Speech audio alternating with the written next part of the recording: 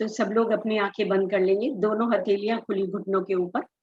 एक लंबी गहरी सांस लें और जाने दें। एक और सांस लें और सांस छोड़ते छोड़ते ओम का उच्चारण। ओ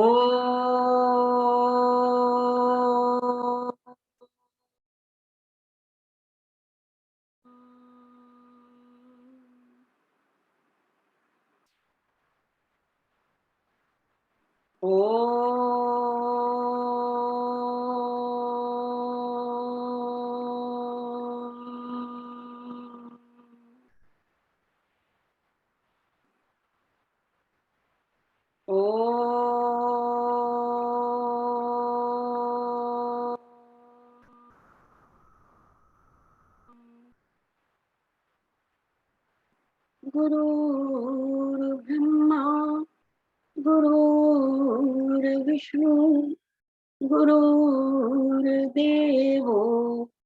महेश्वरा गुरुर्साक्षात् परम ब्रह्म तस्मै श्री गुरुवे नमः। ओम शांति शांति शांति।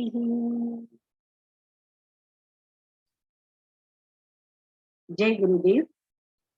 तो हमारी चर्चा चल रही है अध्याय 13 का। अब हम 10वें श्लोक से करेंगे। आज चर्चा चल रही है ज्ञानी के गुणों की।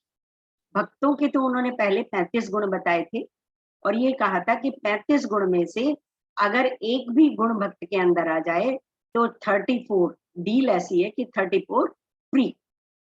और इसमें 20 गुण उन्होंने बताए हैं जो ज्ञानी के। तो हमने उसका चर्चा पिछले श्लोक तक 9 श्लोक तक हमने 17 गुण उनके कर लिए थे।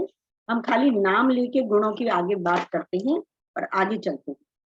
सबसे पहला गुण अभिमान रहित, दूसरा गुण दंभ रहित, तीसरा गुण अहिंसा, चौथा क्षमा, पांचवा सरलता नेचुरलनेस, सिक्स्थ आचार्य उपासना, सेवेंथ शौच, एट्थ स्थिरता यानी स्टेबिलिटी, आत्मनिग्रह नाइन्थ,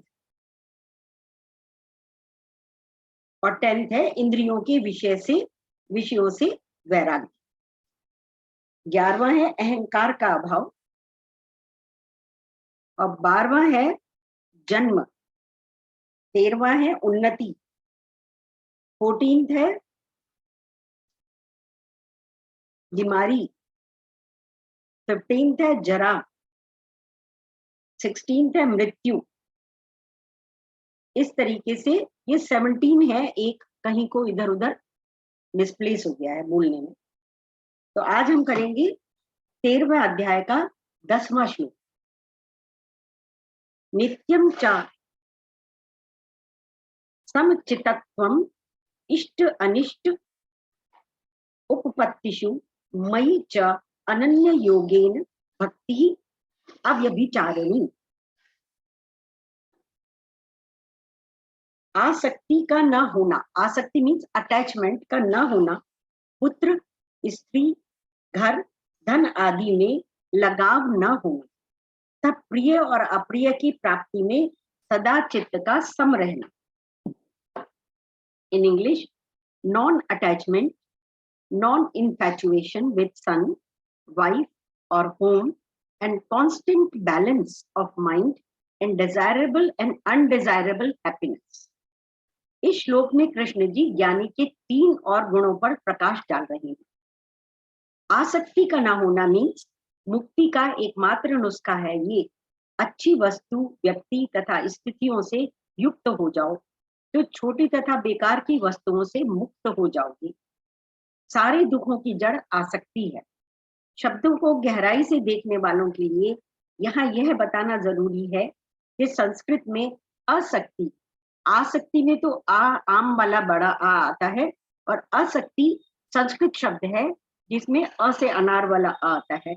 असक्ति शब्द का अर्थ हिंदी में आसक्ति का अभाव है, अर्थात असक्ति का विपरीतार्थक शब्द आसक्ति है। इसलिए कई साधक असक्ति तथा आसक्ति इन दोनों शब्दों को समझ नहीं पाते, चकरा जाते। वास्तव में शब्दों में ही नहीं अपितु जीवन में भी जहां लगाव है वहां हम सोचते हैं कि लगाव नहीं है, तथा कई जगह लगाव नहीं होता, वहां हम सोचते बैठते हैं कि बहुत लगाव है। यह बहुत बड़ी विडंबना है। लगाव का मतलब है आपका विचार जिस वस्तु व्यक्ति पर सबसे ज्यादा जाता है। लगाव का, अटैचमेंट का अर्थ है कि जिस व्यक्ति वस्तु पर आपका विचार सबसे ज्यादा जाता है उसके प्रति।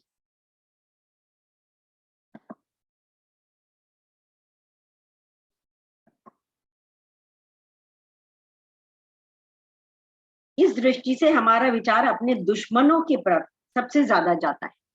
ये बीच बीच में ना आज पता नहीं कैसे वेटिंग रूम ऑन रह गया।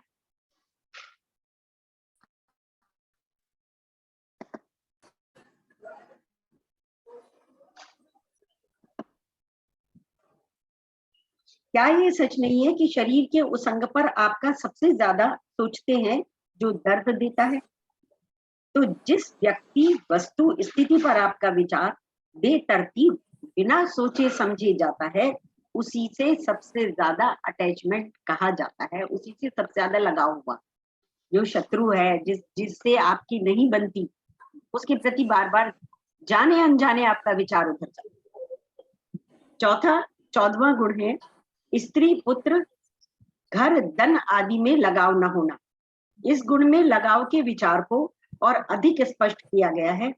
लोगों का लगाव या तो वस्तुओं से होता है अथवा व्यक्तियों से। व्यक्तियों में भी दो तरह के लोग होते हैं, एक जो आपकी सेवा करते हैं और दूसरे जिनका आप ख्याल रखते हैं। यहाँ सेवा की स्थितियां बदलती रहती हैं। उदाहरण के लिए पत्नी ख्याल रखती है तो पति का तथा पुत्र का, लेकिन समय जब करवट लेता है तो जिनका हम ख्याल रखते हैं वो बाद में हमारा ख्याल रखते हैं।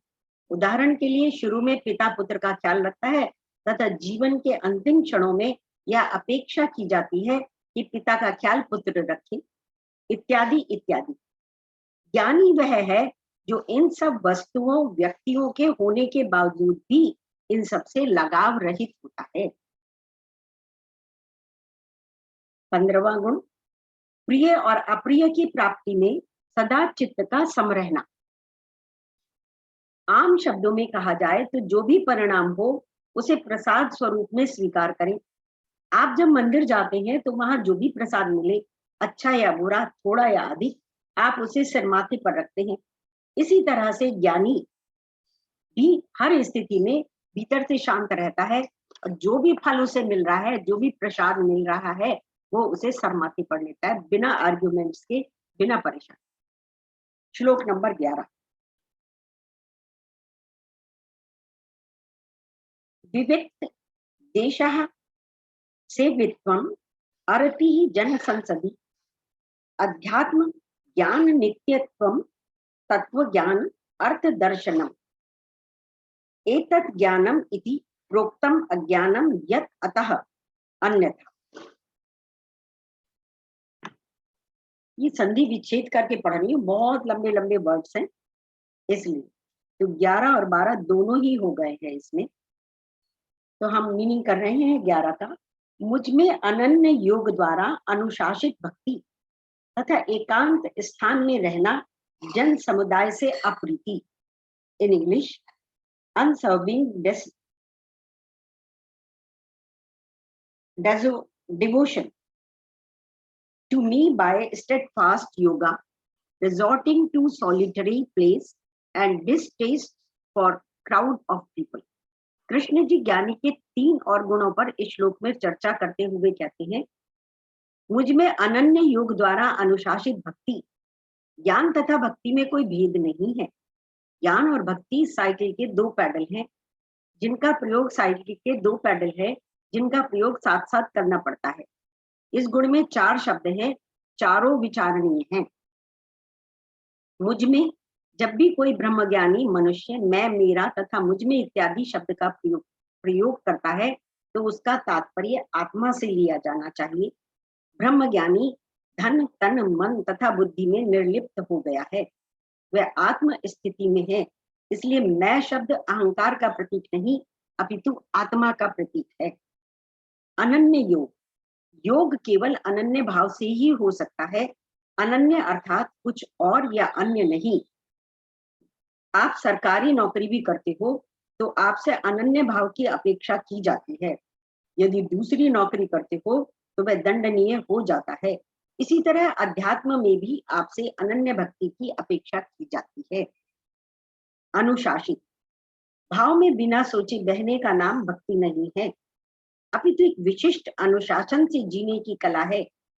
यह अनुशासन में पहले स्वशासन आता है तथा अनुशासित व्यक्ति ही शासन करने का अधिकारी होता है।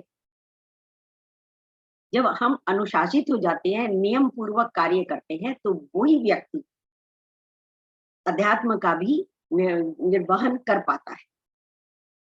भक्ति मन का प्रभाव जब निम्न स्तर पर जाता है तो प्रेम का रूप धारण करता है। यही मन का प्रवाह जब परम की ओर जाता है तो मुड़ता है तो वह भक्ति बन जाता है। जो प्रेम की तरफ जाता है तो कुछ पाने की आकांक्षा करते हैं, सांसारिक हो जाता है, तो वो उसको कहा है कि उसका स्तर जो है ना नीचे की ओर जाता है, प्राप्ति की ओर जाता है, रूप प्रेम का रूप धारण करता है।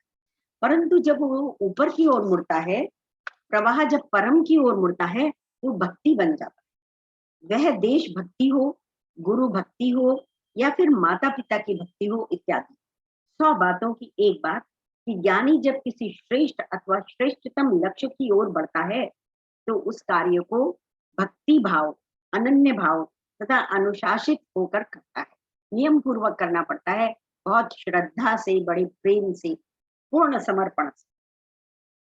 एकांत, 17वां गुण। मनुष्य सोचता है कि उसके स्वभाव में ही लगाव है, परंतु ऐसा है नहीं, क्योंकि प्रत्येक व्यक्ति स्वतंत्रता चाहता है। हर व्यक्ति आजादी ढूंढता है। मनुष्य सोचता है कि उसे भीड़ भड़क्का चाहिए, लेकिन कुछ दिनों बाद वही एकांत ढूंढता है। जिसके आगे पीछे बहुत लोग घूमते हैं, वही लोगों से छुपकर रहना चाहते हैं। यह भी बात सच है कि श्रेष्ठ आविष्कार हमेशा एकांत में होते हैं। चाहे आविष्कार हो, चाहे अध्यात्म में कोई आगे जा रहा हो, चाहे ईश्वर प्राप्ति का काम हो, कुछ भी है वो एकांत में ही हो, भीड़ भड़क्का में नहीं हो सकता। एकांत अर्थ है जहां एक का भी अंत हो, मतलब एक भी जन साथ ना हो। मैंने पहली बार ये मीनिंग इसका एकांत का इस तरीके से यहाँ पर एक्सप्लेनेशन देखा। एकांत का अर्थ है जहां एक का भी अंत हो जाए। आप भीड़ में भी एकांत में हो सकते हो तथा एकांत जगह में भी आधुनिक उपकरणों के माध्यम से अनेक लोगों से जुड़े हो सकते हैं। जैसे इस समय हम आधुनिक उपकरणों के कारण एक दूसरे से जुड़े हुए। कमजोर लोगों को भीड़ का सहारा चाहिए, परंतु जो श्रेष्ठ है वो अकेले होते। पशु जगत में भी देखिए, शेर और बाज हमेशा अकेले होते हैं, एकांत में रहते हैं। और जो कमजोर जानवर हैं उन्हें झुंड में, समूह में रहना अच्छा लगता है। 18वां, जन समुदाय में अप्रीति। ज्ञानी के उस गुण को हूबहू न ले। ज्ञानी लोगों पर निर्भर नहीं रहता, परंतु बचपन से ही हमें यह पढ़ाया गया है कि मनुष्य एक सामाजिक प्राणी है। इसलिए भीड़ में भी मनुष्य गुम हो जाना चाहता है। भीड़ हमेशा भावुक होती है, भीड़ ही उपद्रव करती है। भीड़ को समझाया नहीं जा सकता, अपितु डंडे से काबू किया जा सकता है। जहाँ भीड़ का हजूम आ जाए, वह छोटा सा विषहीन सांप भी भगदड़ मचाकर भयंकर नुकसान कर सकता है। ज्ञानी व्यक्ति को शिक्षा दी जा सकती है, भीड़ को नहीं। ज्ञानी वह है जो भीतर की भीड़ से बहुत दूर रहता है। बाहर भीड़ हो लेकिन अंदर वह एकांत में है। इसलिए किसी ने कहा है, भीड़ का हिस्सा कभी मत बनो, एकला चलो, एकला चलो, एकला चलो। श्लोक नंबर 12 पढ़ तो हम पहले ही चुके हैं। श्लोक नंबर 12 फिर से एक बार पढ़ लेते हैं। अध्यात्म ज्ञान नित्यत्वम तत्व ज्ञान अर्थ दर्शनम एतत् ज्ञानम इति प्रोक्तम आज्ञानम यत् अतः अन्यथा। अध्यात्म ज्ञान में नित्यता, तत्व ज्ञान में मकसद को देखना, यह ज्ञान है। जो इससे विपरीत है वह अज्ञान माना गया है। इस श्लोक में ज्ञानी के 20 गुणों के आखिरी 2 गुणों को उभारा गया है। In English, constancy in self-knowledge, perception of and of true knowledge. This is declared to be knowledge. What is opposed to this is ignorance. 19वां गुण, अध्यात्म ज्ञान में नित्यता। ज्ञानी की नित्यता ही उसे श्रेष्ठता तक पहुंचा सकती है। जो काम हम रेगुलर करते हैं, पूजा, ध्यान, साधना, उसी से आप पूर्णता की ओर बढ़ सकते, श्रेष्ठता की उस ऊंचाई पर पहुंच सकते हैं जहां आप परम की प्राप्ति की बात करते हैं। ज्ञानी में जहां नित्यता ढीली पड़ जाए, वही साधना में फिसलन आ सकती। संसार के किसी भी कार्य में भटको मत, वही कार्य करो जो आपने आपके लक्ष्य तक ले जा सके। वही काम करो जो आपको आपके लक्ष्य तक ले जा सके। आपका परम लक्ष्य आत्म साक्षात्कार है। जब तक आत्म साक्षात्कार नहीं करोगे, तब तक संसार की छोटी छोटी घटनाएं आपको परेशान करती रहेंगी। 20वां गुण, तत्व ज्ञान के उद्देश्य को देखना। जैसे कि पिछले गुणों में बताया गया है, तत्व ज्ञान का मकसद आत्म साक्षात्कार है, अर्थात स्वयं को जानना। स्वयं को जानना ही ज्ञान है। उसके उपरांत फिर सब जगह आपको ब्रह्मा का, परमात्मा का स्वरूप ही नजर आएगा। यदि शंकराचार्य के ग्रंथ आत्मषटकम में भी इसी विचार को कहा गया है, परंतु अक्सर लोग आत्मज्ञान का उद्देश्य नाम, यश, धन, दौलत प्राप्त करना लेते हैं। सांसारिक प्रवृत्ति अध्यात्म में भी पहुंच जाती है। जैसे संसार के ज्ञान का मकसद हम धन, आचरण, नाम, सम्मान इत्यादि से लेते हैं, इसी तरह से अध्यात्म ज्ञान का उद्देश्य भी हम 58 चवन्नियों को प्राप्त करने के लिए लेते हैं। वास्तव में आत्मज्ञान व ब्रह्म ज्ञान का उद्देश्य सिर्फ प्रभु से जुड़ने से है। उस प्रभु से जुड़ने के विचार को भक्ति भाव में प्रभु के दर्शन कहा जाता है। ज्ञान भाव में आत्म साक्षात्कार कहा जाता है। जैसे उदाहरण के लिए नदी का उद्देश्य सागर से मिलकर सागर बनना है। इस श्लोक में कृष्ण जी डंके की चोट पर कहते हैं, यह ज्ञान है, इसके सिवाय जो कुछ भी है वह अज्ञान है। आज हमने ज्ञानी के 20 गुण यहाँ पर पूर्ण किए और अभी हम कर रहे हैं 13 श्लोक।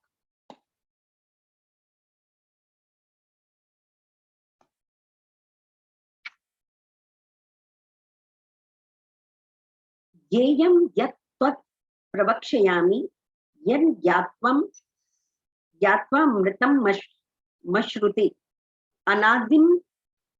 अनादि मत्परम ब्रह्म च तन्ना सद उच्यते। अब संधि विच्छेद करके पढ़ती हूँ। ज्ञेयं यत् तत् प्रवक्ष्यामि यत् ज्ञात्वा अमृतम अश्नुते अनादि मत परम ब्रह्म सत तत् असत उच्यते। अब मैं तुम्हें ये के विषय में बताऊंगा। तो एक था क्षेत्र, एक था क्षेत्रज्ञ, एक था ये और एक था ज्ञानम, है ना। अब मैं तुम्हें ये के विषय में बताऊंगी, क्या जानने के योग्य है और क्या ज्ञान है, जिसे जानकर तुम नित्य ब्रह्म का आस्वादन कर सकोगे। यह ब्रह्म या आत्मा जो अनादि है, वह मेरे अधीन है, इस भौतिक जगत के कार्य कारण से परे स्थित है। In English, I will declare that which has to be known, which having known one enjoys immortality, beginningless is the supreme Brahman. That is called neither Sat existent nor Asat nor existent. Krishna ji इस श्लोक में जो ज्ञान चर्चा कर रहे हैं, उसे यदि अंग्रेजी भाषा में कहें तो यह अल्टीमेट, इसे श्रेष्ठ ज्ञान न था, न है, न कभी होगा। जो इस श्लोक में उन्होंने ज्ञान बताया है, इससे श्रेष्ठ ज्ञान न कभी था, न होगा और न है। भौतिक शास्त्र विषयों का ज्ञान है, रसायन शास्त्र रसायन का ज्ञान है, गणित शास्त्र अंकों का ज्ञान है, पाक शास्त्र खाना बनाने का ज्ञान है। दुनिया के सारे ज्ञान बाहरी ज्ञान, शरीर, मन, बुद्धि, अहंकार तथा वासनाओं से परे आप स्वयं आत्म स्वरूप हो। आपका वास्तविक स्वरूप आप में विराजमान है। आपका वास्तविक स्वरूप जागृत, स्वप्न, सुषुप्ति से परे है। यह नित्य है, अनादि है, सत्य तथा असत से परे है, जिसको पाकर मनुष्य अमृत को प्राप्त होता है। अमृत यानी जन्म मृत्यु के चक्रव्यूह से बाहर निकल जाना, ऐसे में ना जन्म होता है, ना मृत्यु होती है। आप लोग बहुत भाग्यशाली हैं जो उस परम सत्य को जानना चाहते हो, क्योंकि हमने इस देह को प्राप्त ही किया है उस परम ज्ञान को प्राप्त करने के लिए। और जब तक उस परम ज्ञान को प्राप्त नहीं करेंगे, बार बार इस चोले को ओढ़ते रहेंगे, बार बार जन्म लेते रहेंगे। चोले को ओढ़ने का मतलब बार बार जन्म लेते रहेंगे, फिर मृत्यु को प्राप्त होते रहेंगे, फिर जन्म लेते रहेंगे, जब तक परम की प्राप्ति नहीं होगी। 14वां श्लोक। सर्वतः पाणी पादम तत्सर्वतो शिशिरो मुखम सर्वतः श्रुति मल्लोके सर्वम आवृत्य तिष्ठति। उनके हाथ पांव, आंखें, सिर तथा मुंह तथा उनके कान सर्वत्र हैं। इस प्रकार परमात्मा सभी वस्तुओं में व्याप्त होकर अवस्थित है। In English, with hands and feet everywhere, with eyes, heads and mouths everywhere, with ears everywhere that exist in the world, and enveloping all, सबको एनवलप किया हुआ है, चारों तरफ, हर जगह, कण कण में उनके मुख, मुंह, आंख, कान, चारों, हर दिशा में, हर जगह पर विद्यमान। वह अर्थात आत्मा सब और हाथ, पैर, नेत्र, सिर, मुख, कानों इत्यादि का अर्थ मात्र इतना है, आत्मा सर्वव्यापी है। दुनिया में जितना भी, जो भी, जहां भी हाथ, पांव, मुख, कानों से जैसा भी कर्म हो रहा है, उन सब का आधार प्रभु है। उदाहरण के लिए बिजली कह रही है कि दुनिया में जितने भी बिजली के उपकरण हैं, मेरे कारण ही चल रहे हैं। चाहे वो प्रेस हो, टीवी हो, गीजर हो, ट्यूब हो, या फिर बल्ब आदि के उपकरण होने हो, वे मेरे कारण ही चल रही हैं। फिर बिजली ये भी बोली कि मेरा किसी उपकरण से कुछ लेना देना नहीं, परंतु मेरे बिना कोई भी उपकरण नहीं चल सकता। बात तो यह सच है। उसी तरह आत्मा के बिना कोई भी जीव जंतु कार्य नहीं कर सकता, परंतु आत्मा का किसी भी कार्य से कोई लेना देना नहीं है। भारत में आम भाषा में यही कहा जाता है कि परमात्मा के बिना पत्ता भी नहीं हिलता, परंतु परमात्मा संसार के हर काम से निर्लेप है। आत्मा और परमात्मा पर्यायवाची है। आत्मा ने इस संसार को ऐसे घेरा हुआ है जैसे सोने ने जेवर को, पानी ने बर्फ के प्रत्येक रूप। कितना सुंदर है। 15वां श्लोक कर ले।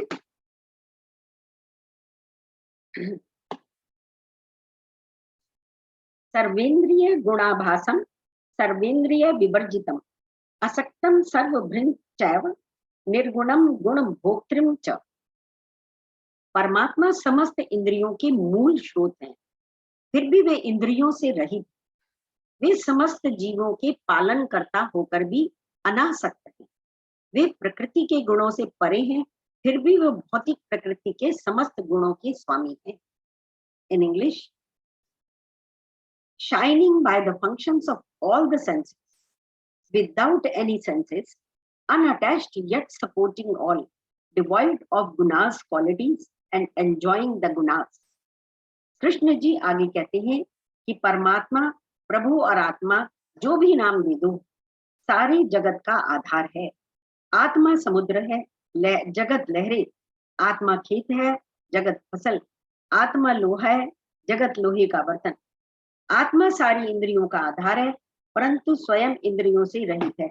आत्मा बैटरी है और हम टॉर्च हैं। उस टॉर्च से नजर आने वाला दृश्य संसार है। आत्मा किसी भी वस्तु व्यक्ति से आसक्त नहीं है, परंतु फिर भी पूरे संसार का पोषण करती है। उदाहरण के लिए, एक खेत में आपने एक और संतरे और एक और मिर्ची, एक कोने में इमली, चौथे कोने में नींबू लगाए। चारों फसलों के तासीर गुण दोष अलग अलग होंगे, परंतु चारों फसलों का पोषण करने वाली धरती एक ही है। धरती ना मीठी, ना कड़वी, ना खट्टी और ना तीखी। धरती के बिना कोई फसल नहीं हो सकती, परंतु धरती बीज के गुणों से निर्लेप है। आज इतना ही करते हैं, अब डिस्कशन करेंगे।